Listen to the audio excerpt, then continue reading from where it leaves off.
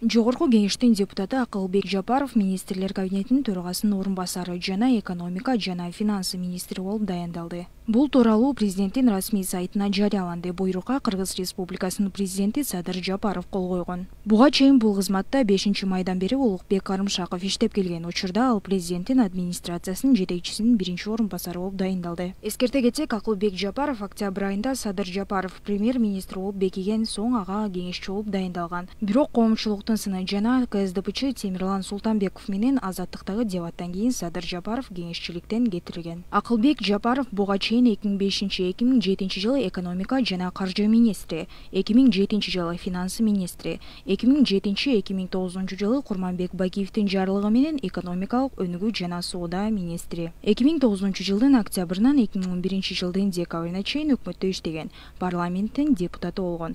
2011 жылдын декабрынан 2012 жылдын сентябрына чейин президент Атамбаевдин жарлыгы менен финансы министри болуп иштеген. 2020 жылдын 22-27 октябрында премьер-министр Садыр Жапаровдун коомдук башталышта кеңешчиси. 2015 жылдан бери жогорку кеңештин 6-чакырылышынын депутаты. 2021 жылы Акылбек Жапаров Кумтөр боюнча мамлекеттик комиссиянын жетекчиси. Учурда Кумтөр кененин ишмердиги боюнча мамлекеттик комиссиясынын иликтөөсүнөн кийин мурунку жана азыркы аткаминерлердин суракка алуу жана камоолор жүрүп жатат. Алардын арасында Акылбек Жапаров өзү да жоопкерчиликке тартылышы керек деген пикирлер айтылууда. Анткени менен Жапаровдун кызматтык ийгилиги бул бийликтин тушунда жалаң өр тартып келет.